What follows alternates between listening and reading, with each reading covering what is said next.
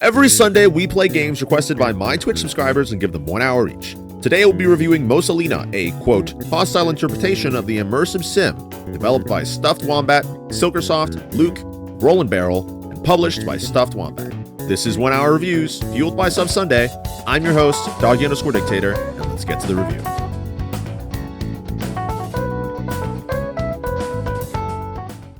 I hadn't heard anything about this game before getting it on the wheel, but the game's title kept making me think of the Mona Lisa, so I was at least somewhat intrigued by that and what kind of game it could be. The gameplay was pretty intuitive, and I had a good time getting into it. I wouldn't say it's the smoothest experience, especially considering the randomness of the game and its solutions, but overall it was a nice balance between smooth and clunky. The game's graphics are cute, they have this simple and silly aspect to them which I found quite appealing. You could say it feels kind of cozy, which is especially good for a random puzzle game like this. The sound effects in the game are definitely very fitting, with a lot of different tools sounding futuristic or bouncy or weird in their own way.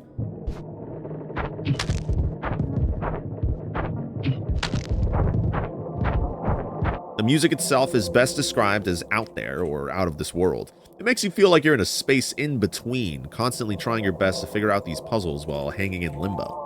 Overall, definitely made the ambience of the game have feeling to it.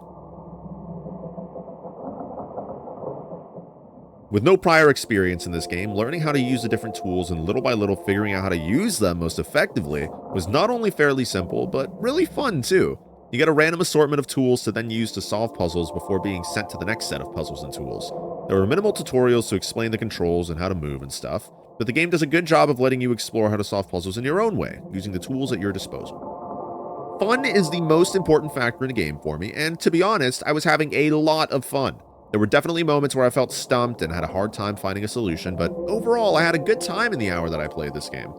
After 1 hour, I'd say that I would want to keep playing the game.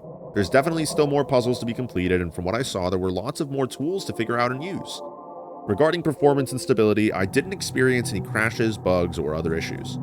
I think that this game has charm. You're this little guy with some cool and silly tools that do all kinds of things, from creating cubes to shooting guns that shoot more guns or teleport you. The tools and physics of this game are what truly make it shine, and they give it a ton of personality. Overall, with 1 hour of playtime, I'd give Mosa Lina 4 treats out of 5 and a verdict of check it out. If you're a fan of puzzle games and like having multiple ways to solve said puzzles, I'm sure you'll have a blast. Thank you for watching this episode of 1 Hour Reviews. If you enjoyed watching, consider liking and subscribing, as doing so helps support the channel and ensures you get more quality content such as this in your feed. I hope you have a good rest of your day, night, or other times you're in.